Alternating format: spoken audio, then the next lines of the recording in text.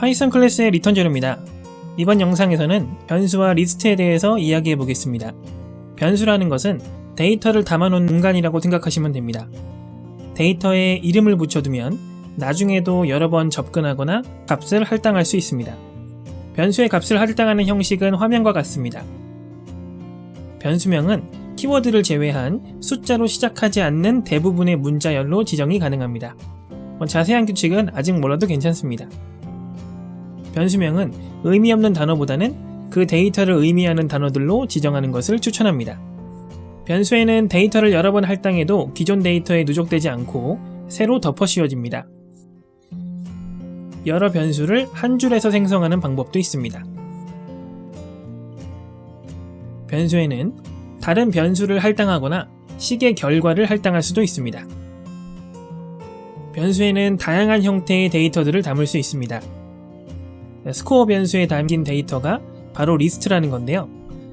이제 리스트에 대해서 한번 이야기해 보겠습니다. 리스트는 연관성 있는 데이터를 하나로 묶을 수 있습니다. 일단 서로 다른 종류의 데이터를 생성해서 변수에 할당해 보겠습니다. 이 데이터들을 대괄호를 이용해서 리스트로 묶을 수 있습니다. 데이터를 묶게 되면 하나의 식별자로 여러 데이터를 관리할 수 있게 됩니다.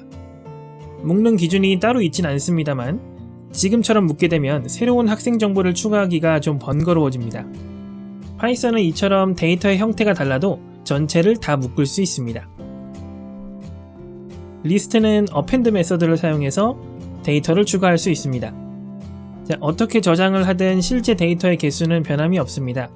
중요한 것은 이것을 접근하고 관리하는데 얼마나 효율적인 구조를 만드는가입니다.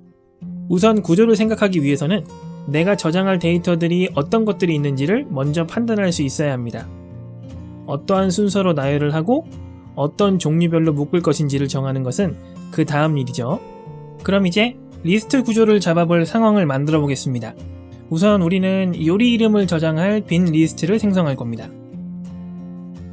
그런데 요리에도 종류가 있으니까 한식, 일식, 중식으로 세분화해서 푸드 리스트에 집어넣는다면 좀 더 구조적으로 리스트를 구현할 수 있을 것 같네요. 라면과 초밥, 짜장면을 각각 해당 리스트에 추가해 보겠습니다. 푸드 리스트에는 추가한 것이 없지만 출력해보면 요리들이 정상적으로 추가되어 있는 걸 확인할 수 있습니다. 리스트에 리스트를 추가하면 새로운 리스트가 생성되는 것이 아니라 기존의 리스트 데이터를 공유한다는 것을 알 수가 있죠.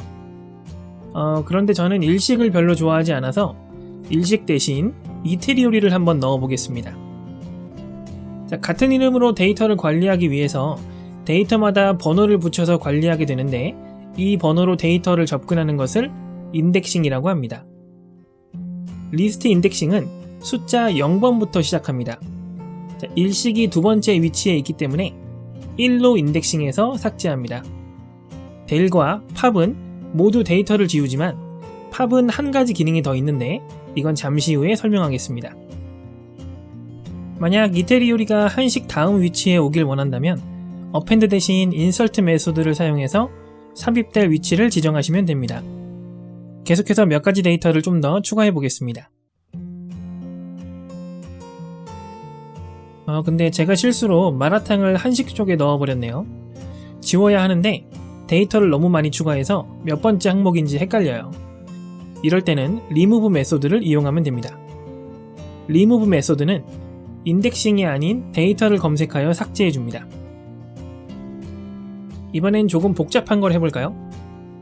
한식에 저장했던 라면을 단순히 삭제만 하는 게 아니라 그 위치에 육개장을 추가해야 한다면 위치를 알아낼 수 있는 인덱스 메소드가 필요합니다. 인덱스 메소드로 구한 위치값을 인서트 메소드의 위치값으로 넣어주게 되면 원래 있던 자리에 새로운 데이터를 추가할 수 있습니다. 여기까지가 리스트 활용의 기초입니다. 리스트 관련 기능은 이외에도 더 다양한 것들이 있습니다. 설명란에 공식 문서 링크를 참고해서 좀 더 다양한 기능을 확인해보세요.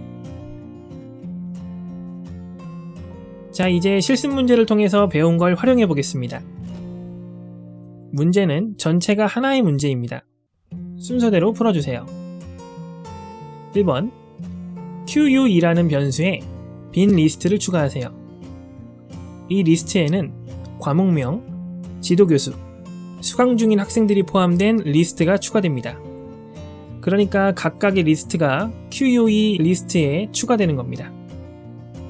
2번, 파이썬 과목을 가르치는 나천재 교수의 수업은 이재선, 강준기, 장호동이 듣고 있습니다. 자, 리스트에 데이터를 추가할 때는 append 함수를 활용하면 되겠죠. 3번, 컴퓨터 활용을 가르치는 김능력 교수의 수업이 새로 생겼습니다. 아직 수강생은 없군요. 자, 그렇지만 빈 리스트도 추가해줘야 된다고 써 있습니다. 빈 리스트도 append로 추가가 가능합니다. 4번, 김능력 교수가 수업을 한다는 소문을 듣고 이세웅, 한우리, 김길동, 박둘리가 수강생으로 등록하였습니다. 자, 지금 학생 리스트에 현재 2개의 리스트가 저장되어 있기 때문에 인덱싱을 통해서 접근합니다. 인덱싱은 0부터 시작한다는 점을 잊으시면 안됩니다.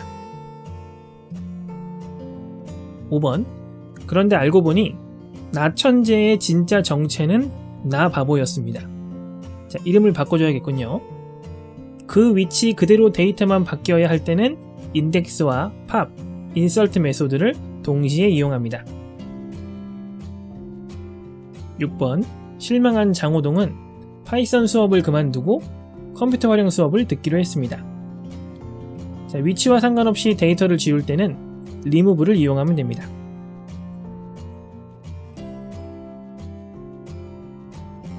7번, 결국 나바보의 파이썬 수업은 없어지고 말았습니다. 데이터가 2세트 이상 추가되어 있을 때는 인덱싱을 활용해서 지워줘야 합니다. 정확하게 지우려면 리스트 구조를 정확하게 파악하고 있어야겠죠. 마지막, 김능력 교수는 많아진 학생들 출석 관리를 위해서 가나다 순으로 이름을 정렬해 두었습니다. 자, 이번 강의에서 말씀드리지 않았던 부분인데요. 공식 문서를 참고하셨던 분들은 알 수 있는 부분이고요. 자, sort 메소드를 활용하면 됩니다. 자, sort 메소드는 원본 데이터의 위치를 실제로 변경합니다. 그러니까 원본 데이터가 소실되는 거죠. 정렬에 대한 좀 더 자세한 부분은 이후 강의에서 다루겠습니다. 자, 오늘 영상은 여기까지입니다. 구독과 댓글을 이용해서 지속적인 콘텐츠를 제공받으시기 바라고요. 파이썬 클래스의 콘텐츠 제작에 도움이 되고 싶으신 분들은 영상 말미에 제공되는 광고를 15초 이상 시청해주시면 되겠습니다. 지금까지 리턴즈로였습니다. 감사합니다.